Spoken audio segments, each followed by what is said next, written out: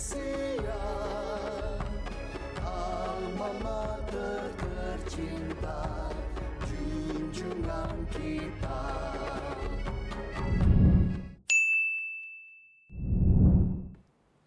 Langkah 5, identifikasi touchpoint dan channel.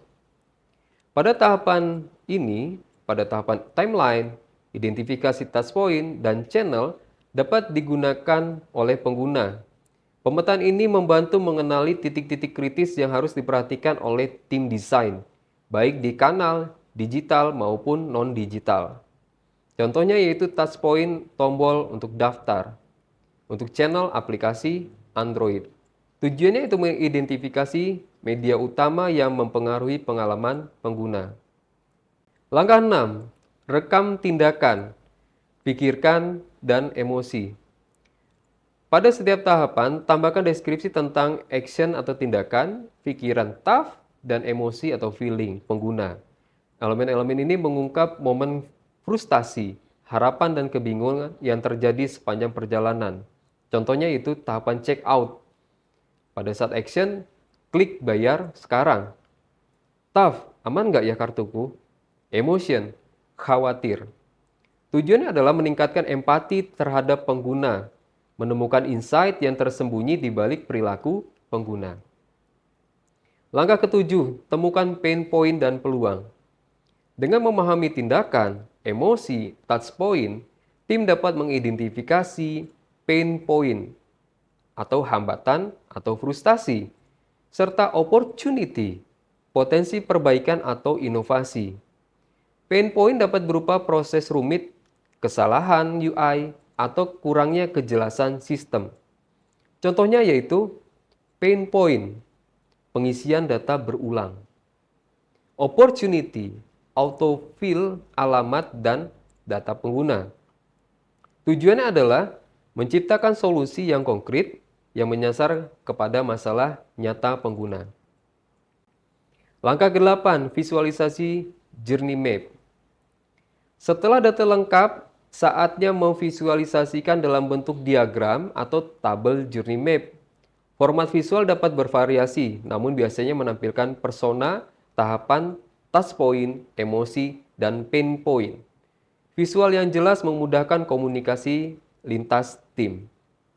Tujuannya itu membuat informasi kompleks lebih mudah dicerna, mendukung kolaborasi dan pemahaman bersama. Langkah ke-9, validasi dan iterasi map. Journey map yang telah selesai perlu divalidasi dengan pengguna atau tim lain untuk memastikan akurasi dan relevansi. Lakukan revisi berdasarkan masukan. Journey mapping adalah dokumen hidup yang dapat berubah seiring kebutuhan dan perkembangan layanan. Contohnya yaitu menguji journey map kepada pengguna nyata untuk melihat apakah narasi sesuai dengan pengalaman mereka.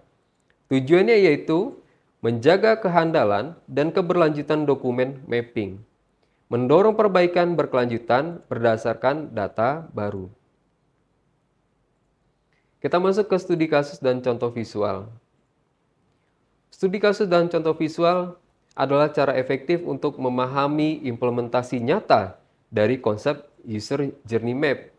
Dengan mempelajari kasus asli, peserta dapat melihat bagaimana proses, elemen, dan visualisasi mapping digunakan untuk mengatasi masalah UX di dunia nyata.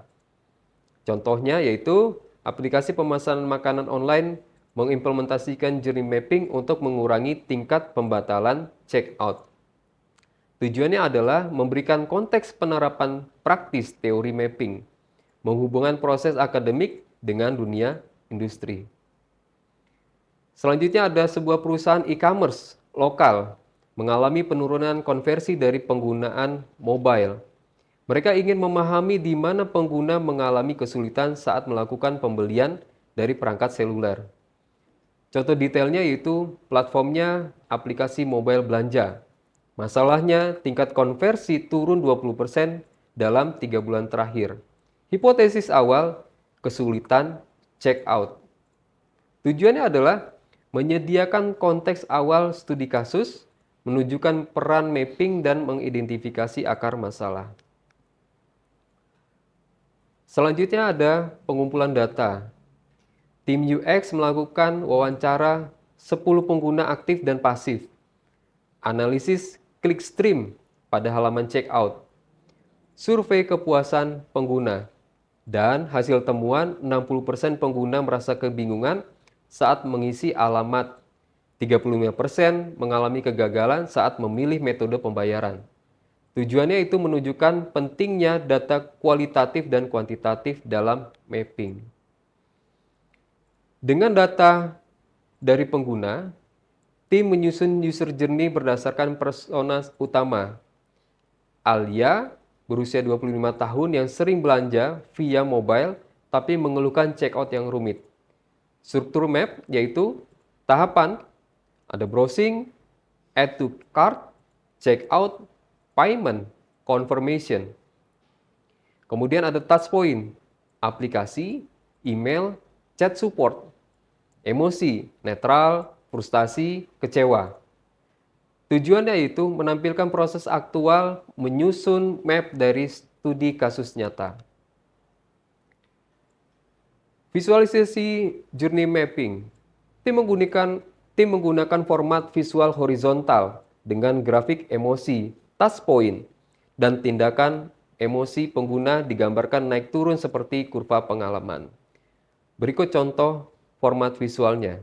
Pada tahapan ada checkout dan payment. Pada saat checkout, tindakan pengguna mengisi alamat manual. Emosinya frustasi. Pain point-nya tidak ada autofill. Pada saat tahapan payment, tindakan pengguna pilih metode. Emosi yang dilakukan bingung. Pain point-nya tidak semua bank tersedia. Berdasarkan mapping, tim mengidentifikasi 2 pain point utama. Tidak adanya autofill saat pengisian alamat, pilihan metode pembayaran yang terbatas dan tidak jelas. Solusi yang dirancang yaitu tambah fitur simpan alamat, tambah metode pembayaran populer, dan edukasi UI-nya. Tujuannya adalah menunjukkan bahwa journey map mendorong perbaikan yang konkret. Setelah implementasi solusi berbasis mapping, konversi checkout meningkat 17%. Komplain pengguna soal pembayaran turun 40%. Pengguna merasa lebih nyaman berbelanja ulang. Evaluasi kualitas. Review aplikasi meningkat dari 3.8 ke 4.3. Retensi pengguna naik dalam 30 hari pertama. Tujuan yaitu menunjukkan dampak nyata dari journey mapping yang efektif. Selanjutnya ada beberapa kesalahan umum dalam journey mapping. Kita masuk pada kesalahan umum dalam user journey mapping. Meskipun user journey mapping tampak sederhana, ada beberapa kesalahan umum yang sering dilakukan oleh tim yang dapat merusak akurasi dan nilai dari mapping. Menghindari kesalahan ini penting agar mapping benar-benar bermanfaat dalam meningkatkan pengalaman pengguna. Contoh kesalahan umum yaitu mengandalkan asumsi tanpa data pengguna asli. Menggunakan istilah teknis yang tidak dimengerti oleh tim non-teknis. Terlalu fokus pada proses internal, bukan pengalaman eksternal pengguna. Tujuannya yaitu memberikan peringatan dini atas jebakan umum dalam proses mapping. Mendorong praktik reflektif dan akurat dalam menyusun journey map. Kesalahan umum kedua yaitu mengabaikan emosi pengguna. Salah satu kesalahan terbesar dalam journey mapping adalah menyusun peta yang hanya berfokus pada langkah-langkah fungsional atau task flow dan tidak mengabaikan dimensi emosional pengguna. Padahal emosi adalah elemen krusial yang menunjukkan friksi, frustasi, maupun kepuasan dalam interaksi pengguna. Contohnya yaitu, peta hanya mencantumkan pengguna memasukkan alamat tanpa mencatat bahwa pengguna merasa bingung karena format tidak jelas. Tujuannya adalah menegaskan bahwa pemahaman UX harus mencakup dimensi aktif. Kemudian mendorong tim agar menyertakan kurva atau indikator emosi di setiap langkah. Kesalahan umum ketiga, terlalu umum dan tidak terfokus. Journey mapping yang terlalu generik mencakup semua jenis pengguna dan semua alur sekaligus. Akan kehilangan kedalaman informasi. Idealnya mapping harus difokuskan pada satu persona utama dan satu skenario spesifik untuk mendapatkan insight yang benar-benar tajam. Contohnya yaitu kesalahan semua pelanggan online. Solusi, Rina, 24 tahun. Pengguna pertama kali berbelanja lewat aplikasi mobile. Tujuannya adalah menyadarkan pentingnya spesifik dalam konteks, meningkatkan presisi dalam pemetaan dan solusi yang ditawarkan.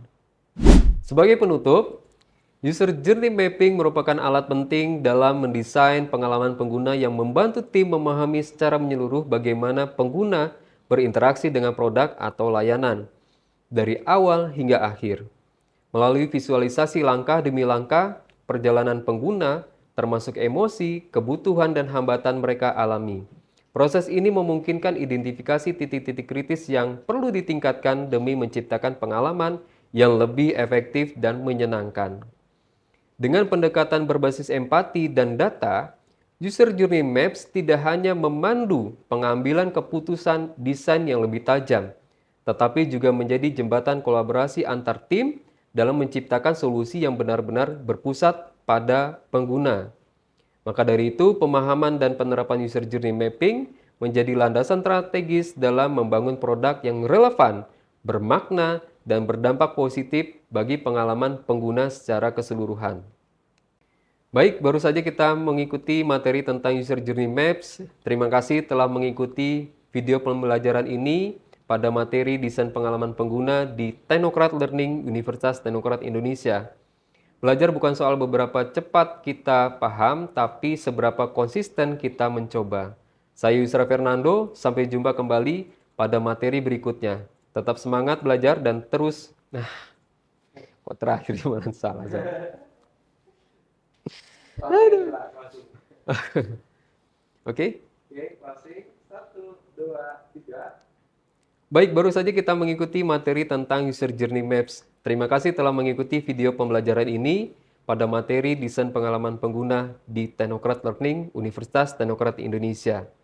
Belajar bukan soal seberapa cepat kita paham, tapi seberapa konsisten kita mencoba. Saya Yusra Fernando, sampai jumpa kembali pada materi berikutnya. Tetap semangat dan terus belajar ya. Wassalamualaikum warahmatullahi wabarakatuh.